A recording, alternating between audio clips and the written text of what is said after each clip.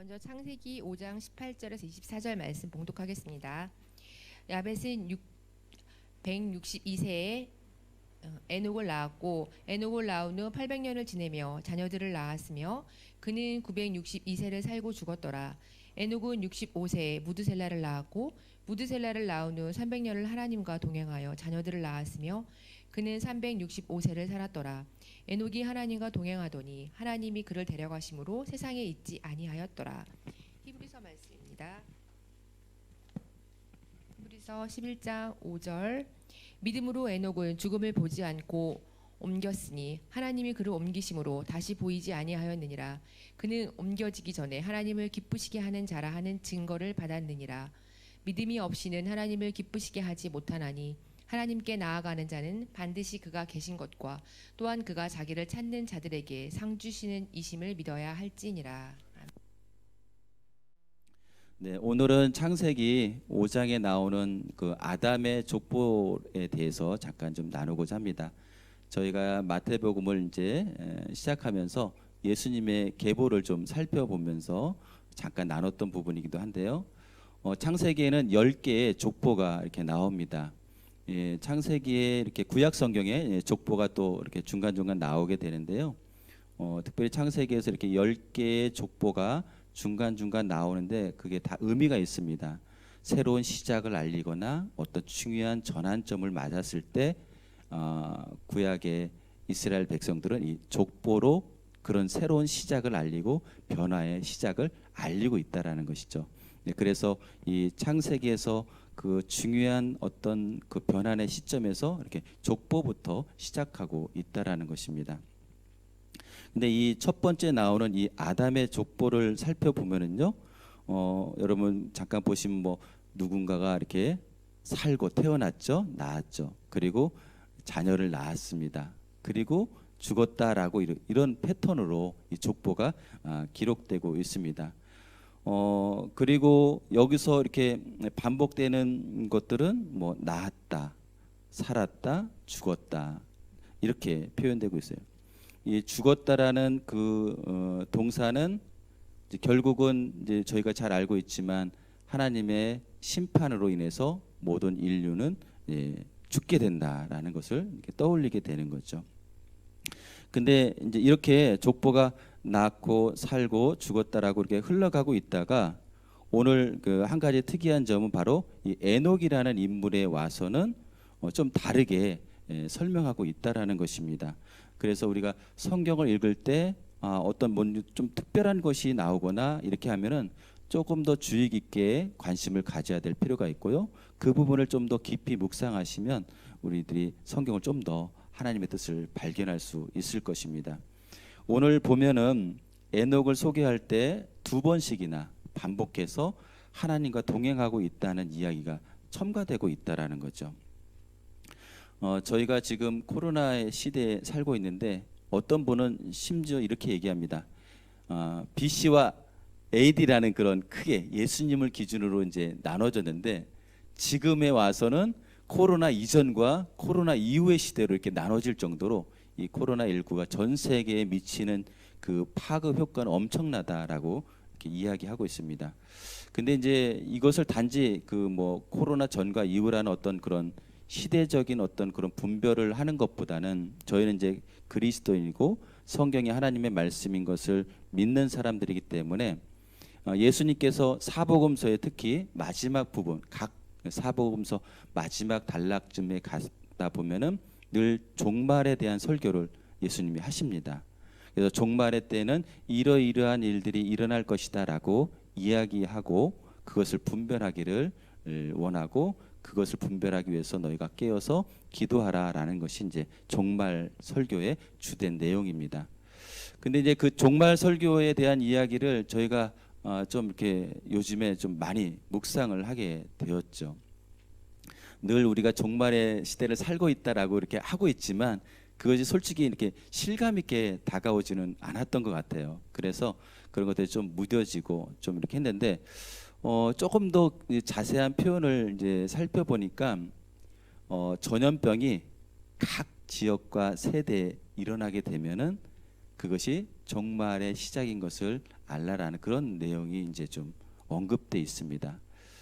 그동안 이제 코로나나 이런 전염병이 어떤 그 지역이나 나라 중심, 좀 심지어는 이제 대륙을 중심으로 일어났잖아요. 뭐 패스트도 유럽에서 일어났고 스페인 독감도 5천만 명이나 되는 엄청난 사람이 죽었지만 그게 이제 유럽의 어떤 지역에 일어났던 그런 전염병이었습니다. 근데 이제 지금 이것이 5대양 6대주를 넘어서서 전 세계에서 이제 일어나는 그런 일들이라 이것은 특별히 종말의 때를 우리가 알 수 있는 그런 저기로 뉘앙스로 성경이 말하고 있다라는 것이죠. 그래서 이제 종말이 시작되었구나라는 것을 조금 더 많이 느끼게 된 것 같습니다. 혹시 여러분도 그렇게 느끼십니까?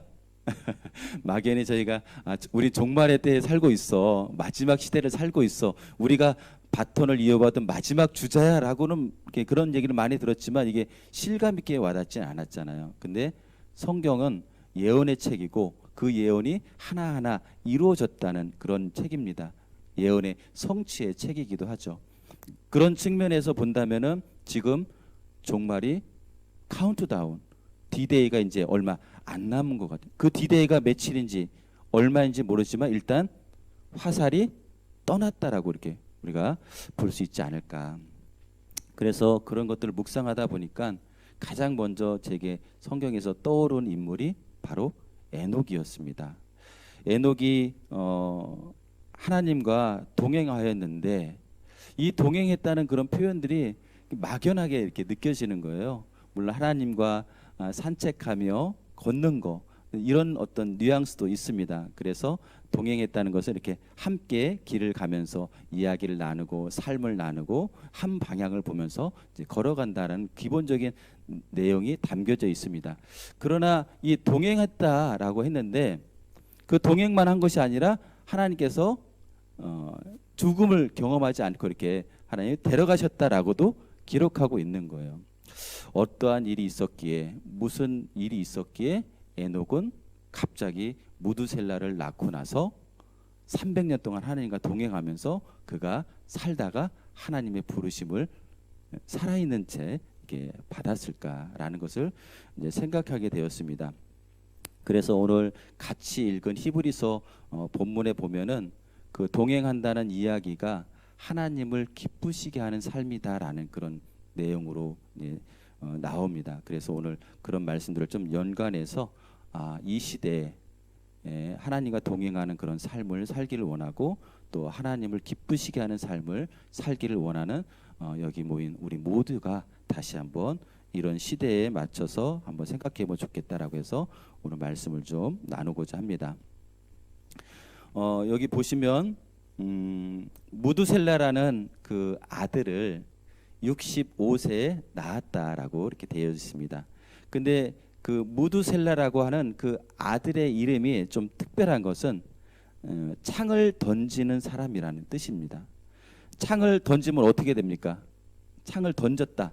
그러면 일단 창이 언젠가는 목표에 닿는다는 거죠. 그래서 그 얘기는 이제 다르게 말하면 창을 던져서 창이 날아가면 결국은 그 창에 맞는 것은 죽는다라는 그런 의미가 담겨져 있습니다. 그래서 그 창을 던지는 사람이라는 그 말의 의미는 죽음을 가져오는 사람, 심판을 가져오는 사람, 그런 의미로 일반적으로 그 당시에 해석이 되었습니다. 그래서 좀 더 정확하게 얘기하면 그가 죽을 때 심판이 온다라는 뜻으로 여겨져서 나눠졌던 거죠. 근데 그런 것을 그 자식의 이름을 그렇게 지을 수는 없잖아요. 뭔가 계시를 하나님께 받았던 것이고 뭔가 하나님에게 그것을 들었기 때문에 그것을 확실하게 믿고 그것을 자식에게 그런 이름을 지어 줬습니다. 그러고 나서 65세 때 어떻게 65년 동안 에녹이 어떻게 살았는지는 나오진 않지만 65세에 무두셀라를 낳고 무두셀라의 이름을 그렇게 그가 죽으면 심판이 온다라는 그 말을 이름을 지어주고 300년 동안 하나님과 동행하면서 살았다라는 것입니다. 근데 그 동행하면서 살았다는 거, 그리고 또 왜 아들에게 그런 이름을 지어주게 됐는지 그런 것들을 저희가 좀 성경을 좀 찾아봐서 좀 이해를 해야 되는데요. 마침 신약 성경에 유다서 1장 14절 15절에 그런 이야기가 나옵니다. 유다서 한번 1장 14절 보면요.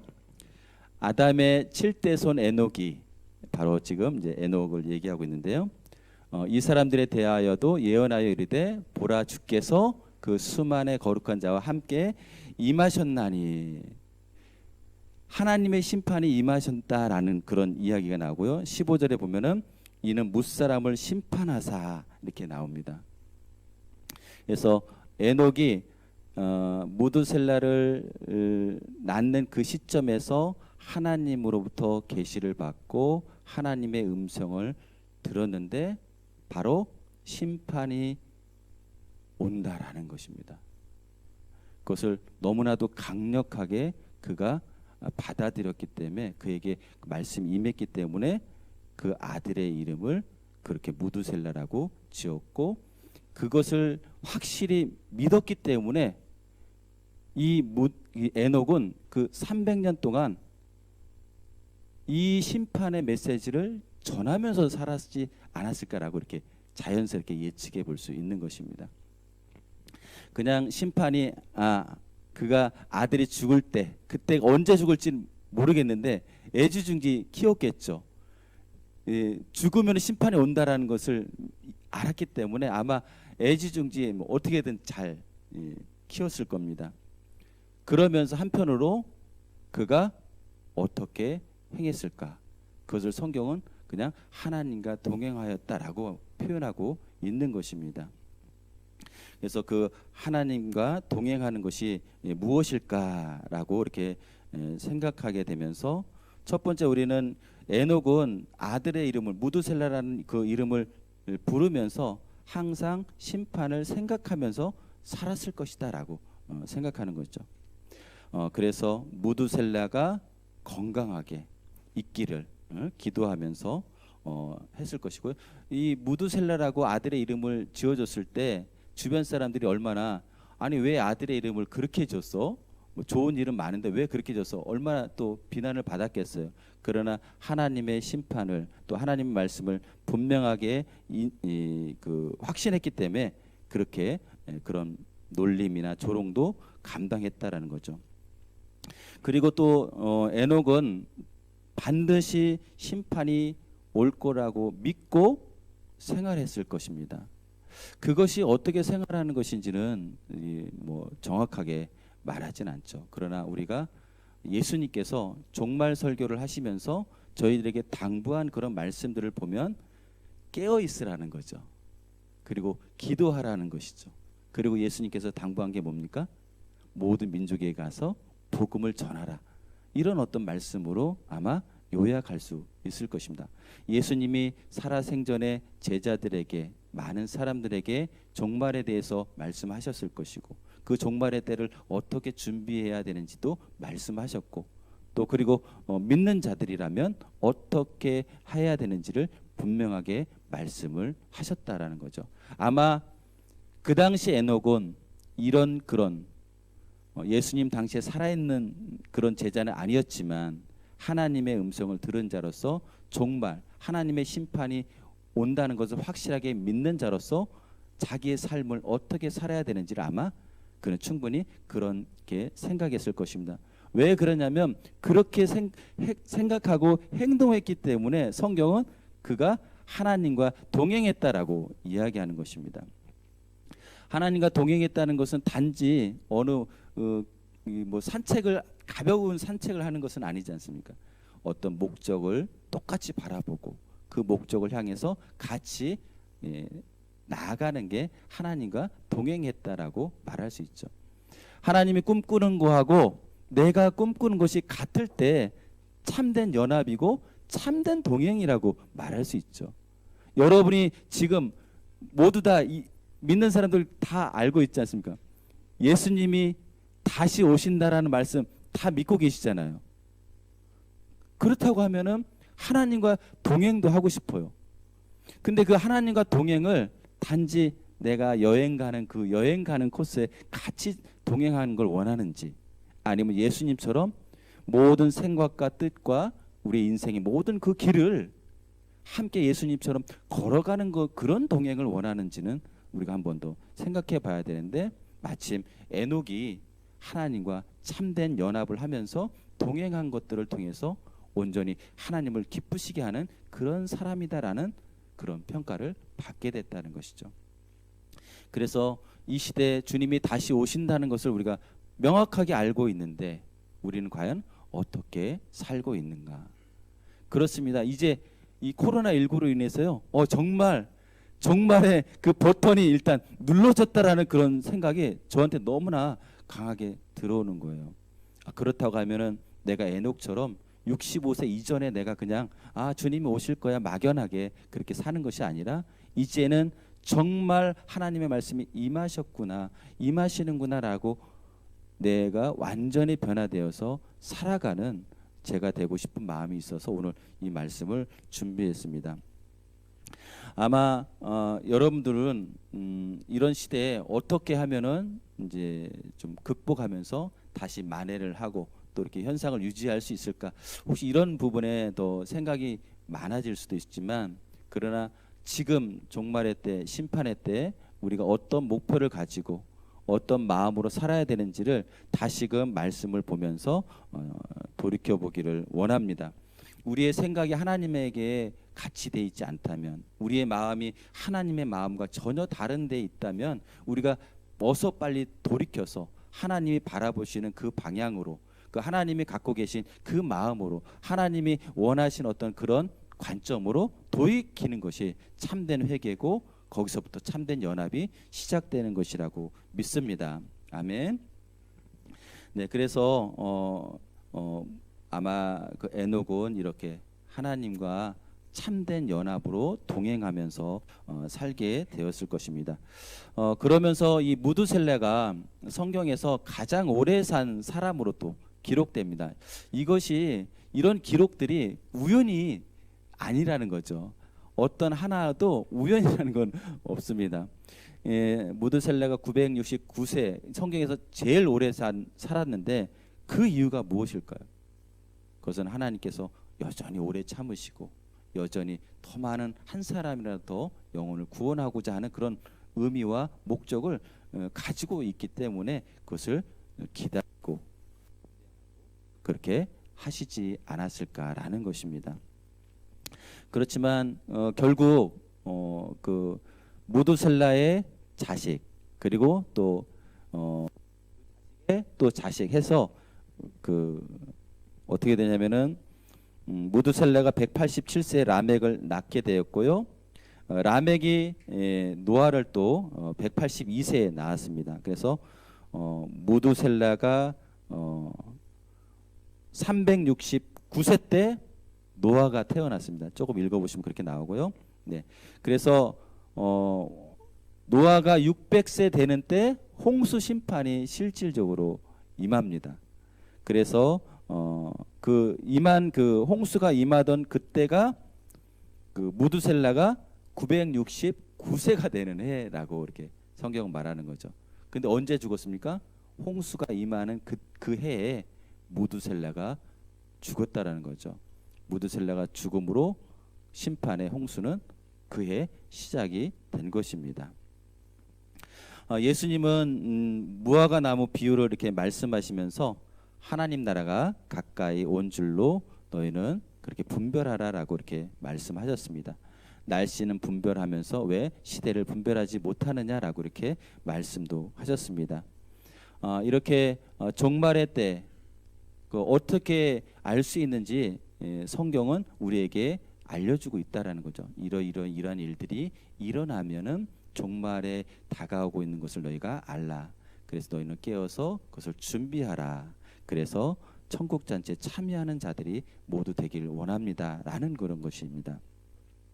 그러나 우리가 구약 성경에서도 좀 읽어보면 알지만 그런 어떤 그 심판의 말이나 종말의 때에 그런 얘기를 전하지만 그것을 듣는 사람들은 그것을 농담으로 여기거나 그냥 이렇게 쓸데없는 얘기로 이렇게 알아듣고 그것을 귀 기울이지 않았던 사람들. 그래서 그들의 결론은 어떻게 됩니까? 결국은 망하게 된다라는 것이죠.